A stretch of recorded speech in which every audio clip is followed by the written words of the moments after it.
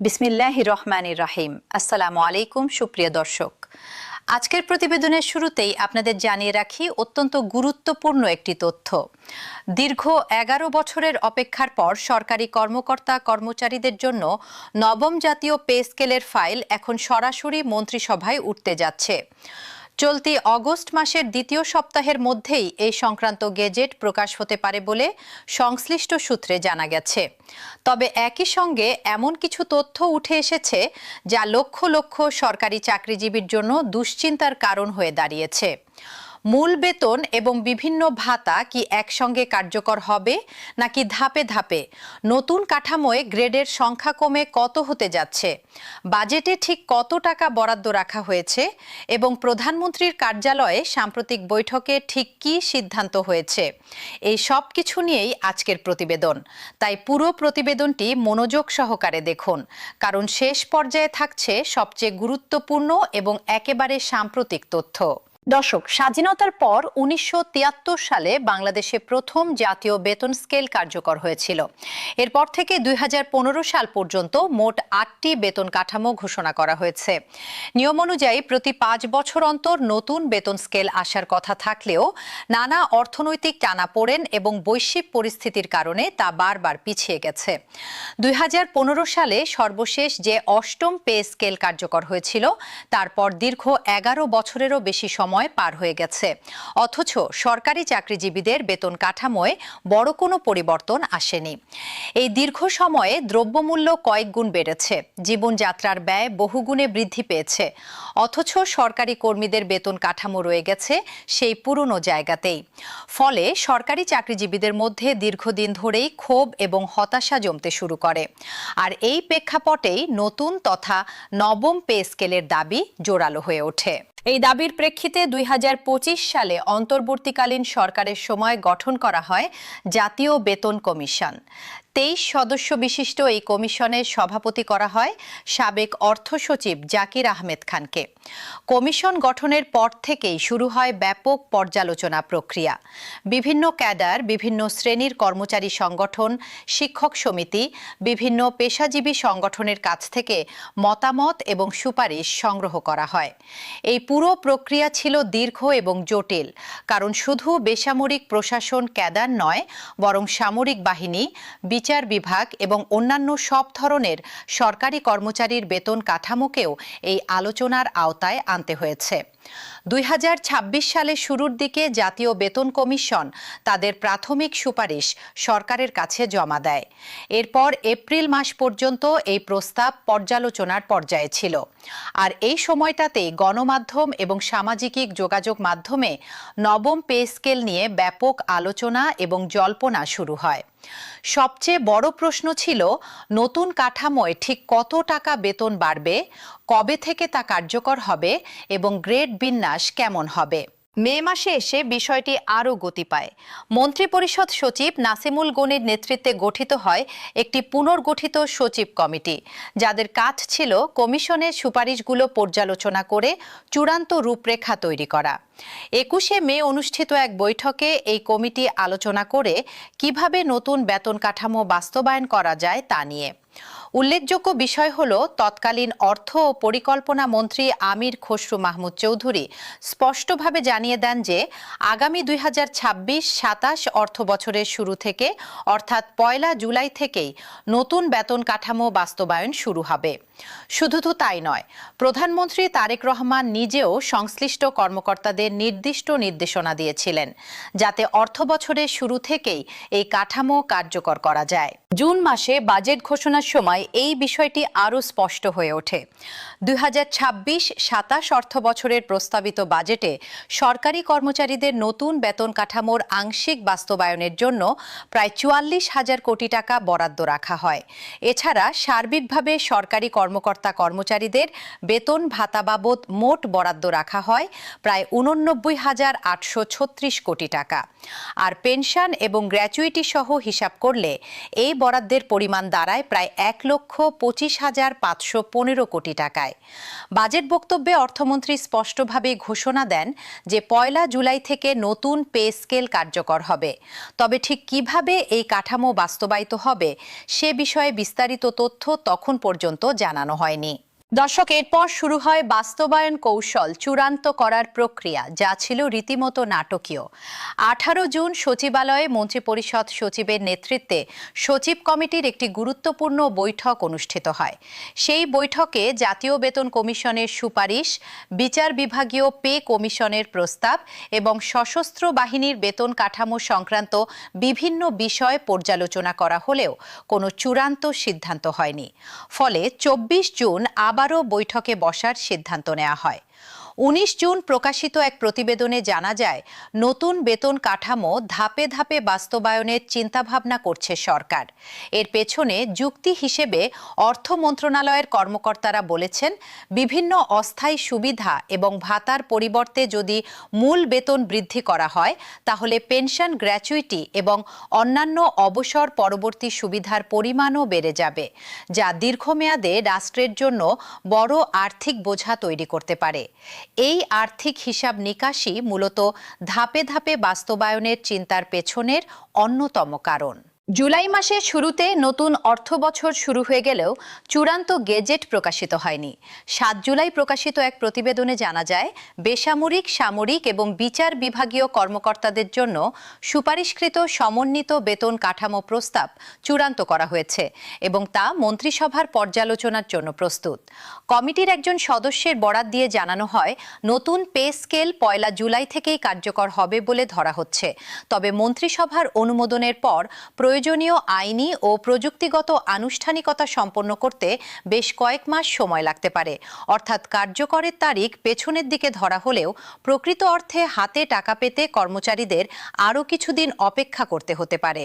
মাঝামাঝি জুলাইয়ে অর্থাৎ 16 তারিখে প্রকাশিত এক প্রতিবেদনে জানা যায়, নতুন পে স্কেল বাস্তবায়নের ধাপ চূড়ান্ত করবে মন্ত্রিসভা এবং তারপর আগস্ট মাসের দ্বিতীয় সপ্তাহের মধ্যে এই সংক্রান্ত গেজেট জারি হতে পারে। তবে বাস্তবায়ন প্রক্রিয়া যেভাবেই হোক না কেন তা 1 জুলাই থেকেই কার্যকর ধরা হবে বলে জানানো হয়। জাতীয় বেতন কমিশন সুপারিশ প্রণয়ন কমিটির এক সভায় এই সিদ্ধান্ত নেওয়া হয়। জানা যায়, নতুন বেতন কাঠামোয় শুধু মূল বেতন নয়, বরং বাড়ি ভাড়া, চিকিৎসা, শিক্ষা এবং যাতায়াত সহ বিভিন্ন ভাতা পুনর্বিন্যাসের প্রস্তাবও রয়েছে। আর এসব সুবিধা কার্যকর করার জন্য একাধিক প্রজ্ঞাপন বা এসআরও জারি করতে হবে বলে অর্থ বিভাগ সূত্রে জানা যায়। এরপর 20 জুলাই প্রকাশিত আরেকটি প্রতিবেদনে জানা যায় আরও নির্দিষ্ট একটি তথ্য। পর্যালোচনা কমিটির সদস্যরা নীতিগতভাবে একমত হয়েছেন যে 2026 সালের 1 জুলাই থেকে নতুন মূল বেতন কার্যকর হবে আর 2027 সালের 1 জুলাই থেকে বিভিন্ন ভাতা কার্যকর হবে। অর্থাৎ পুরো বাস্তবায়ন প্রক্রিয়াটি 2 ধাপে সম্পন্ন হতে যাচ্ছে বলে বোঝা যাচ্ছে। প্রথম ধাপে শুধু মূল বেতন বাড়বে আর 1 বছর পর দ্বিতীয় ধাপে বিভিন্ন ভাতা সমন্বয় করা হবে। তবে এই সিদ্ধান্ত চূড়ান্ত নয়, এটি মন্ত্রিসভার অনুমোদনের জন্য পাঠানো হবে বলে জানানো হয়েছিল। দর্শক, এবার আসি একেবারে সাম্প্রতিক এবং সবচেয়ে গুরুত্বপূর্ণ তথ্যে। গতকাল অর্থাৎ 8 আগস্ট প্রকাশিত একাধিক প্রতিবেদনে দেখা যাচ্ছে 2 ধরনের চিত্র। একদিকে বলা হচ্ছে নবম জাতীয় পে স্কেল নিয়ে আবারও গতি এসেছে এবং নতুন বেতন কাঠামোর প্রস্তাবটি চূড়ান্ত পর্যালোচনার পর্যায়ে রয়েছে। ফাইল এখন মন্ত্রিসভায় ওঠার পথে। এটি নিঃসন্দেহে সরকারি চাকরিজীবীদের জন্য স্বস্তির খবর। অন্যদিকে একই দিনে প্রকাশিত আরেকটি প্রতিবেদনে কিছুটা ভিন্ন সুর পাওয়া যায়। সেখানে বলা হচ্ছে, গত 1 জুলাই থেকে নতুন পে স্কেল কার্যকরের যে প্রত্যাশা ছিল তা এখনো পূরণ হয়নি এবং সরকারের পক্ষ থেকে এখনো কোনো আনুষ্ঠানিক ঘোষণা আসেনি। তবে সংশ্লিষ্ট সূত্র জানাচ্ছে, সম্প্রতি প্রধানমন্ত্রীর কার্যালয়ে একটি উচ্চ পর্যায়ের বৈঠক অনুষ্ঠিত হয়েছে, যেখানে নতুন পে স্কেলের আর্থিক প্রভাব এবং বাস্তবায়ন কৌশল নিয়ে বিস্তারিত আলোচনা হয়েছে। ওই বৈঠকে প্রধানমন্ত্রী তারেক রহমান নীতিগত সিদ্ধান্ত বহাল রেখে প্রয়োজন হলে ধাপে ধাপে নতুন বেতন কাঠামো বাস্তবায়নের নির্দেশনা দিয়েছেন। অর্থাৎ সরকার এখনও নতুন পে স্কেল বাস্তবায়নের ব্যাপারে অবিচল রয়েছে। তবে একবারে পুরোপুরি নাকি ধাপে ধাপে তা বাস্তবায়ন হবে, সেই প্রশ্নের চূড়ান্ত সমাধান এখনো হয়নি। এই প্রতিবেদনে আরও একটি গুরুত্বপূর্ণ তথ্য উঠে এসেছে। অনেকেই মনে করছিলেন নতুন পে স্কেল বাস্তবায়নের সঙ্গে আন্তর্জাতিক মুদ্রা তহবিল অর্থাৎ IMF এর ঋণ শর্তের কোনো সম্পর্ক থাকতে পারে। তবে অর্থমন্ত্রী আমির খসরু মাহমুদ চৌধুরী স্পষ্টভাবে জানিয়েছেন, নতুন পে স্কেলের সঙ্গে IMF এর ঋণের কোনো সম্পর্ক নেই। তার ভাষ্য অনুযায়ী মন্ত্রিসভার অনুমোদন পাওয়ার পরপরই এই বিষয়ে চূড়ান্ত সিদ্ধান্ত জানানো হবে। এখন প্রশ্ন হলো, কেন এত দেরি হচ্ছে? বিশ্লেষকদের মতে এর পেছনে কয়েকটি কারণ রয়েছে। প্রথমত, নতুন বেতন কাঠামো একবারে সব ভাতাসহ কার্যকর করলে সরকারের ওপর যে বিশাল আর্থিক চাপ পড়বে তা সামাল দেওয়া সহজ নয়। দ্বিতীয়ত, বেসামরিক প্রশাসন, সামরিক বাহিনী এবং বিচার বিভাগ এই 3 ধরনের কর্মচারীর জন্য আলাদা আলাদা সুপারিশ থাকায় তা একটি সমন্বিত কাঠামোয় আনতে সময় লাগছে। তৃতীয়ত, গ্রেড পুনর্বিন্যাস সংক্রান্ত জটিলতাও একটি বড় কারণ। বর্তমানে সরকারি চাকরিতে মোট 20টি গ্রেড রয়েছে। বেতন বৈষম্য কমাতে এবারের পে স্কেলে এই 20টি গ্রেড কমিয়ে 14 অথবা 16টি গ্রেডে নিয়ে আসার জোরালো প্রস্তাব নিয়ে আলোচনা চলছে। এই ধরনের কাঠামোগত পরিবর্তন করতে গেলে স্বাভাবিকভাবেই সময় প্রয়োজন হয়। দর্শক, এবার একটু আলোচনা করা যাক গ্রেড বিন্যাস নিয়ে। বর্তমান কাঠামোয় প্রথম থেকে নবম গ্রেড পর্যন্ত যারা রয়েছেন তারা প্রথম শ্রেণীর কর্মকর্তা বা গেজেটেড অফিসার হিসেবে বিবেচিত হন। এদের নিয়োগ হয় সরকারি গেজেট বা বিজ্ঞপ্তির মাধ্যমে। এরপর দশম থেকে ষোড়শ গ্রেড পর্যন্ত রয়েছে দ্বিতীয় শ্রেণীর কর্মচারীরা, আর সপ্তদশ থেকে 20 গ্রেড পর্যন্ত তৃতীয় ও চতুর্থ শ্রেণীর কর্মচারীরা। নতুন প্রস্তাবে এই 20টি গ্রেডকে সংকুচিত করে 14 থেকে 16টি গ্রেডে নিয়ে আসার কথা বলা হচ্ছে, যার মূল উদ্দেশ্য হল গ্রেডের মধ্যে বেতন বৈষম্য কমিয়ে আনা এবং কাঠামোকে আরও যুক্তিসঙ্গত করে তোলা। তবে এখানে একটি বিষয় স্পষ্ট করে বলে রাখা দরকার, এই গ্রেড সংখ্যা এবং প্রতিটি গ্রেডে বেতনের সুনির্দিষ্ট অঙ্ক এখনও প্রস্তাব পর্যায়ে রয়েছে। যতক্ষণ পর্যন্ত সরকারি গেজেট বা প্রজ্ঞাপন আকারে তা প্রকাশিত না হচ্ছে, ততক্ষণ পর্যন্ত এই তথ্যকে চূড়ান্ত বলে ধরে নেওয়ার কোনো সুযোগ নেই। তাই বিভিন্ন অনলাইন পোর্টালে বা সামাজিক যোগাযোগ মাধ্যমে যেসব গ্রেড ভিত্তিক বেতনের তালিকা ছড়িয়ে পড়ছে, সেগুলো নিয়ে অতিরিক্ত উত্তেজিত হওয়ার আগে সরকারি ঘোষণার জন্য অপেক্ষা করাই সবচেয়ে নিরাপদ। এবার আসা যাক বেতন বৈষম্য নিয়ে আরেকটি গুরুত্বপূর্ণ আলোচনায়, যা সাম্প্রতিক সময়ে বেশ আলোচিত হয়েছে। গণ অধিকার পরিষদের নেতা নুরুল হক নূর সম্প্রতি এক অনুষ্ঠানে সরকারি সর্বনিম্ন বেতন কমপক্ষে 20,000 টাকা করার প্রস্তাব দিয়েছেন বলে জানা গেছে। এই প্রস্তাবের ব্যাখ্যা দিতে গিয়ে তিনি তুলে ধরেছেন জনপ্রতিনিধিদের বেতনের প্রসঙ্গ। তার বক্তব্য অনুযায়ী একজন সংসদ সদস্য মাসে প্রায় 55,000 টাকা বেতন পান, একজন মন্ত্রী পান প্রায় 1,05,000 টাকা, আর একজন প্রতিমন্ত্রী পান প্রায় 92,000 টাকা। তার মতে, এলাকাতে গেলে জনপ্রতিনিধিদের ওপর নানা ধরনের সামাজিক এবং আর্থিক চাপ থাকে, যেমন কারো চিকিৎসার জন্য সহায়তা, কারো মেয়ের বিয়েতে সহযোগিতা কিংবা তরুণদের খেলাধুলার আয়োজনে পুরস্কার দেওয়া। এই প্রেক্ষাপটে তিনি সরকারি কর্মচারীদেরও সর্বনিম্ন বেতন বাড়ানোর যৌক্তিকতা তুলে ধরেছেন।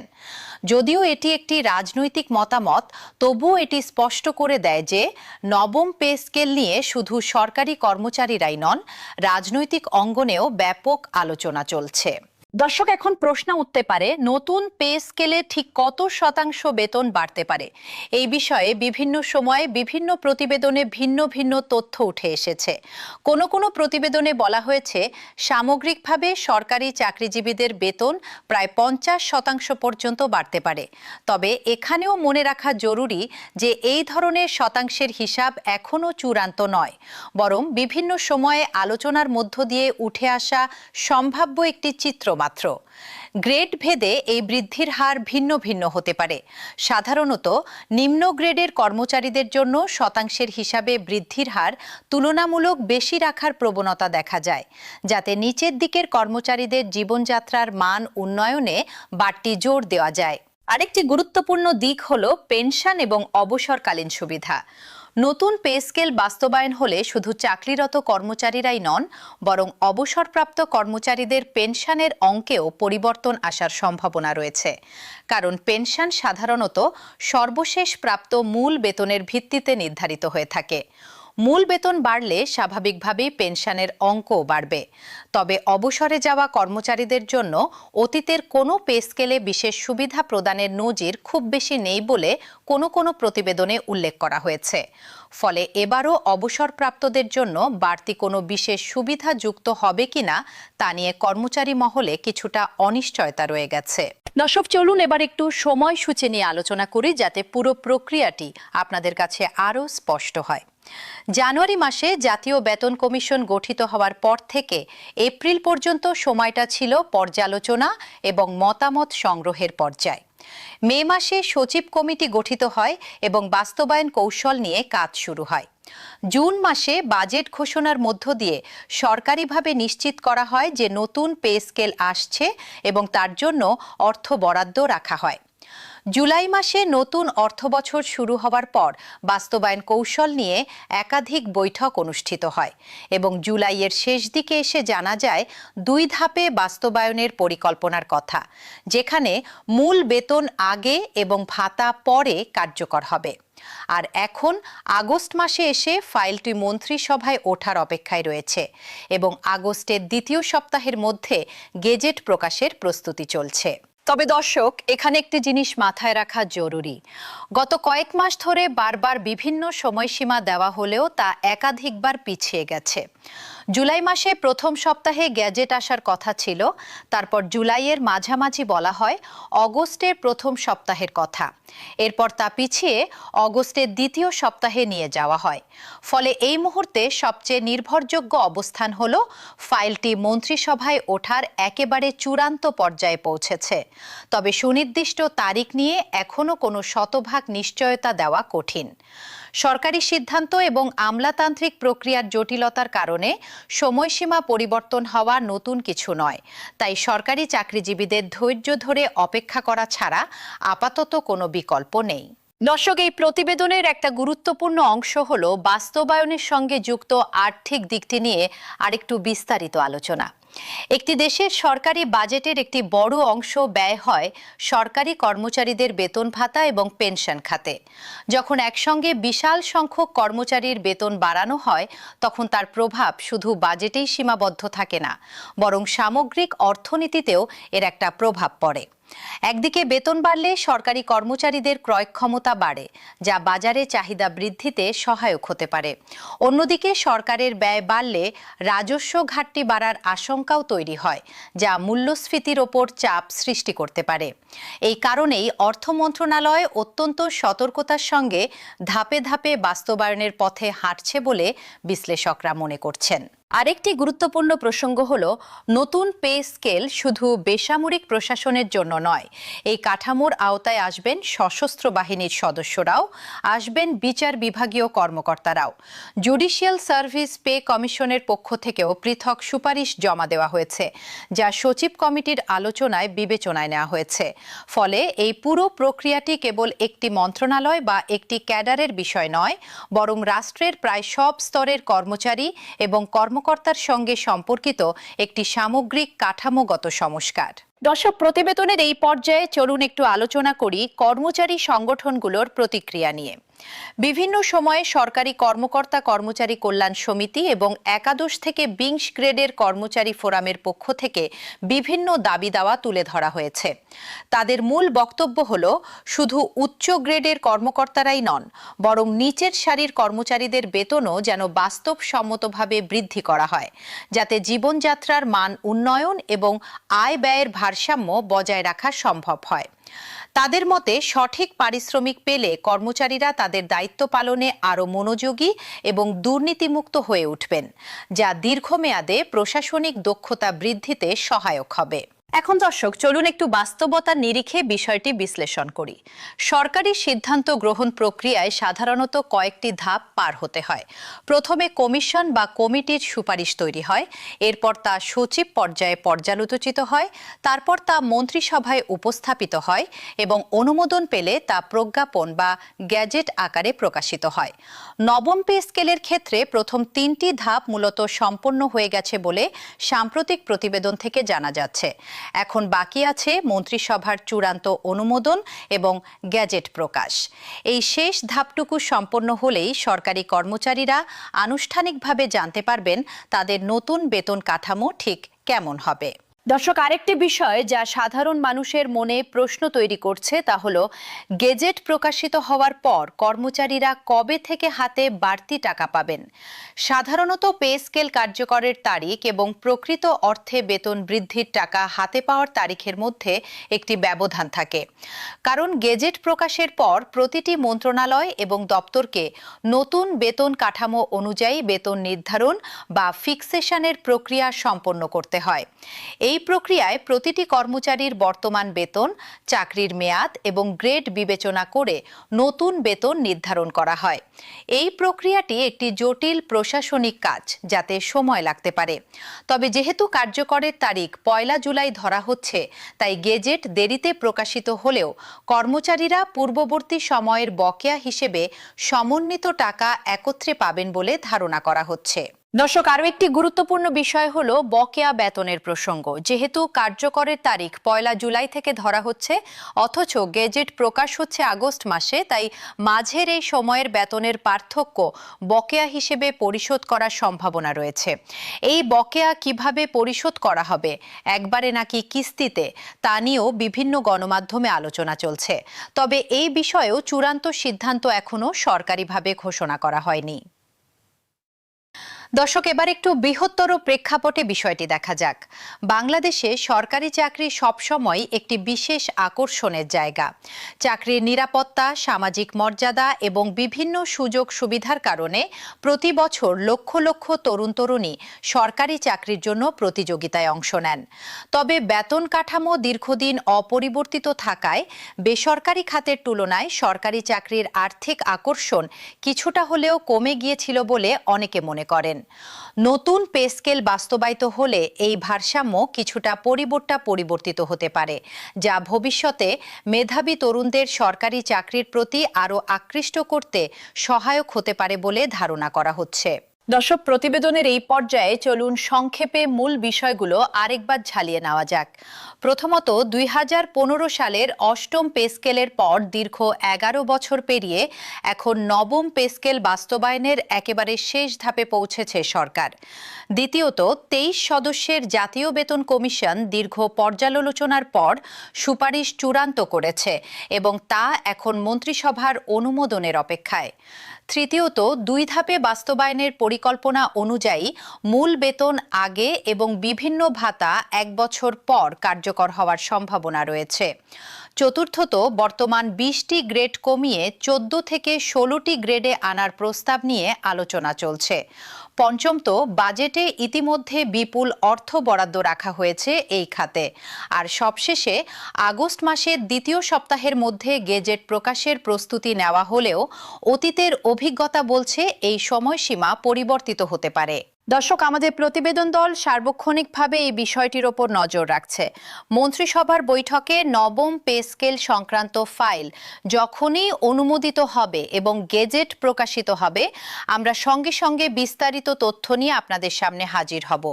কোন গ্রেডে ঠিক কত টাকা বেতন হবে, কোন কোন ভাতা কবে থেকে কার্যকর হবে এবং বকেয়া কিভাবে পরিশোধ করা হবে, এই সব খুঁটিনাটি তথ্য নিয়ে আমাদের পরবর্তী প্রতিবেদন থাকবে। তাই চ্যানেলটি সাবস্ক্রাইব করে রাখুন এবং নোটিফিকেশন বেল আইকনটি অন করে রাখুন, যাতে নতুন কোনো তথ্য প্রকাশিত হওয়ার সঙ্গে সঙ্গে আপনারা সবার আগে জানতে পারেন। দর্শক, শেষ করার আগে একটি অনুরোধ, আপনাদের মতামত আমাদের কাছে গুরুত্বপূর্ণ। আপনি একজন সরকারি চাকরিজীবী হলে নতুন পে স্কেল নিয়ে আপনার প্রত্যাশা কি? কমেন্ট বক্সে জানিয়ে দিন। আর ভিডিওটি ভালো লাগলে অবশ্যই লাইক করুন এবং আপনার পরিচিত সরকারি চাকরিজীবী বন্ধু বা আত্মীয়দের সঙ্গে শেয়ার করুন, যাতে তারাও সঠিক এবং হালনাগাদ তথ্য পেতে পারেন। আজকের প্রতিবেদন এখানেই শেষ করছি। সঙ্গে থাকার জন্য ধন্যবাদ।